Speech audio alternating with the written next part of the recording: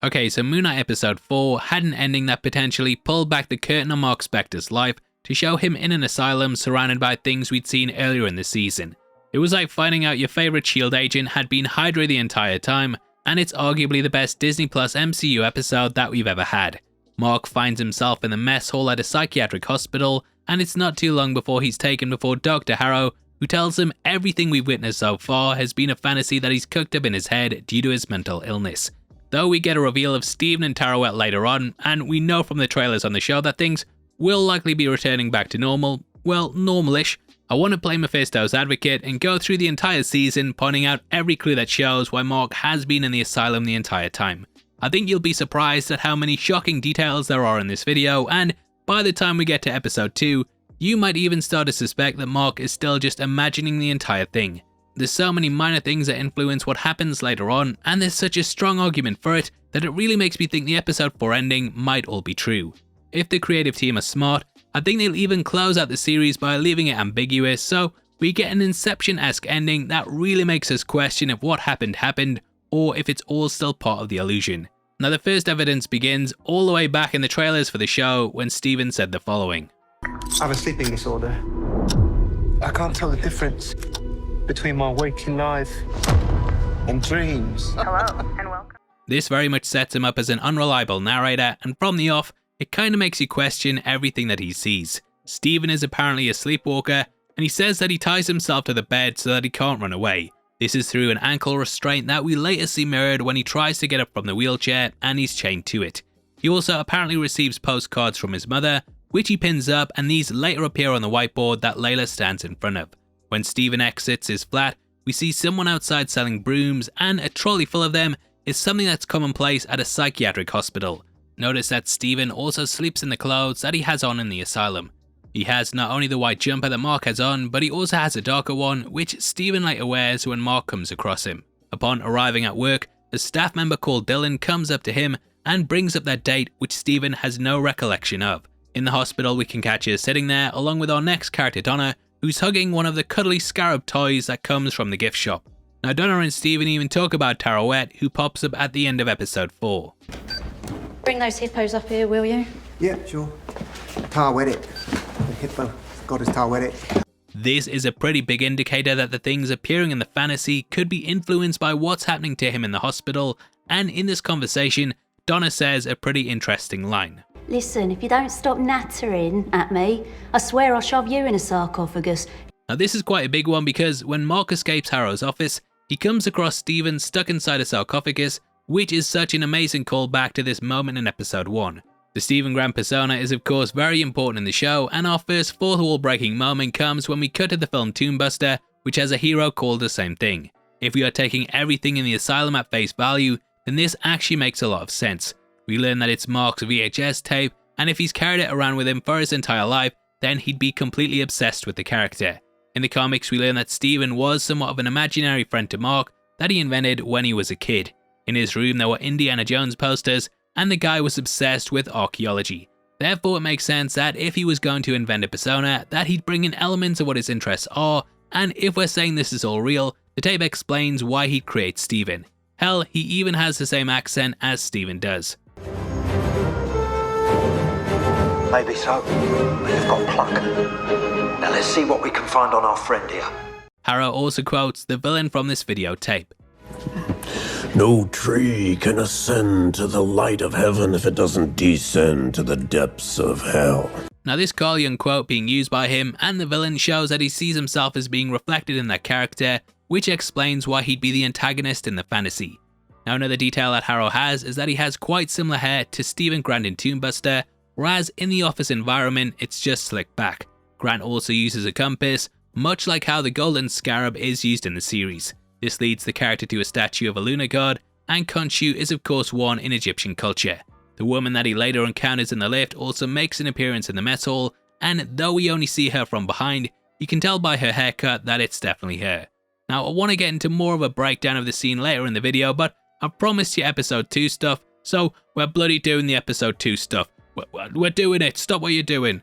Ah, here we go again. Now episode 2 opens with Steven getting caught for smashing up the bathroom in the prior entry. This was because he fought a jackal that couldn't be seen on camera, again further hinting to us that he's just imagining the entire thing.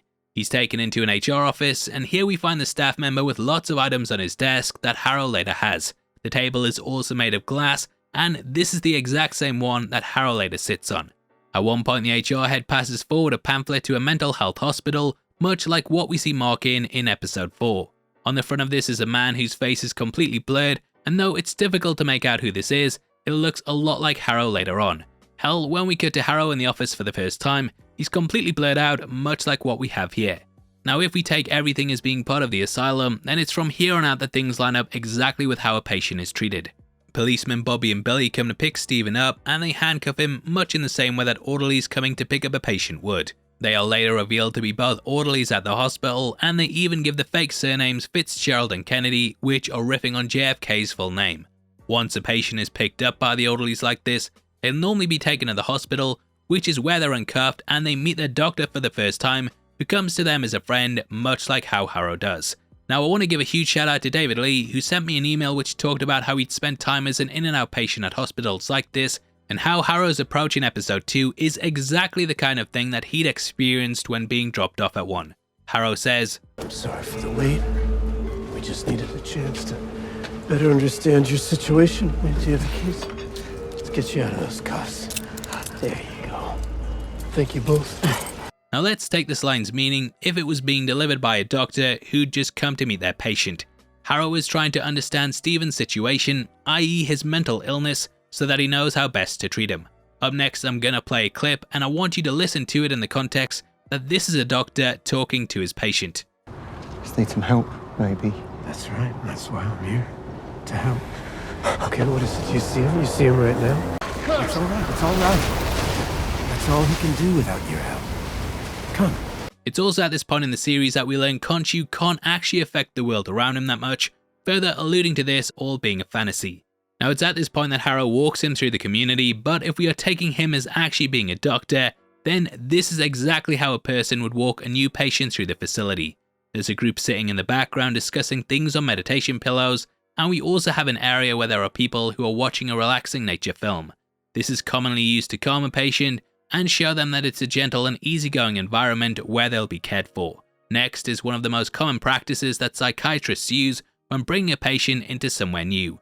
Harrow takes Stephen to get some food, and this is from the same line that the others are eating from. This is done to show that the food is safe to eat because others are consuming it, and therefore this is a safe space.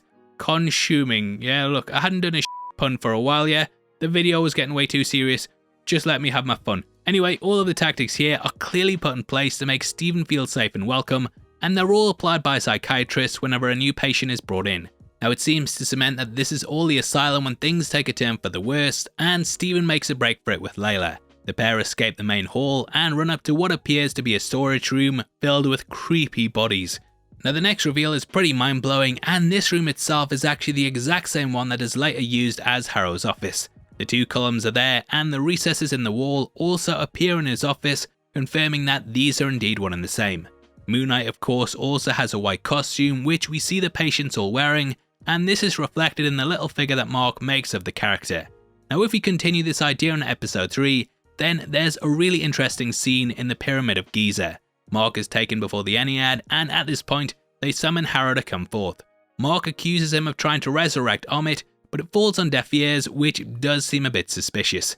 They take it less seriously than my dad took my mother's pregnancy, and just brush him to the side as soon as Harrow brings up his DID. You'd think that they'd at least investigate it, but this is something that we also see in mental health facilities. If we keep up the idea that this is all in the hospital, it not only explains how Marc is able to travel great distances in seconds, but it also explains what the Ennead themselves are. This situation is exactly what would happen if a patient accused a doctor of abuse or neglect. A hearing would be held with the doctor's peers and supervisors where both would give their case. David told me about what normally happens in situations like this, and he said that the doctor is pretty much always believed above the patient, which is exactly what happens here. Now, if we take Layla being trapped in the fantasy too, then there's quite an interesting bit that happens at the start of the episode. She meets with a passport forger who creates her a new one. This is the same woman that we see drawing a picture of Khonshu later on in episode 4. Marc never meets this person in the series, so it doesn't make much sense as to why she'd be in there unless Layla is part of it too. Layla also eats marshmallows off her desk, and these are what she snacks on in the hospital scene. Now at this point, Marc, or well Jake, well I think it's Jake, yeah, he and Layla meet, and then she and Marc travel to meet Anton Mogart, aka Midnight Man. They're then greeted by his bodyguard, who makes a big appearance at the hospital. This is the guy who can be seen pushing the cupcake cart. These cupcakes of course tie back to the chase in Germany, which itself shows up as a painting in Harrow's office. There's lots of weird things that happen in this scene, such as Steven randomly just waking up in the hills, the guards then pop out of a window in a castle, which is revealed to be miles away, and Harrow's followers all look to him as someone in authority. Steven has weird conversations with him that only make sense if his present version was in the past, and there's also this idea of dreams and waking up laced throughout.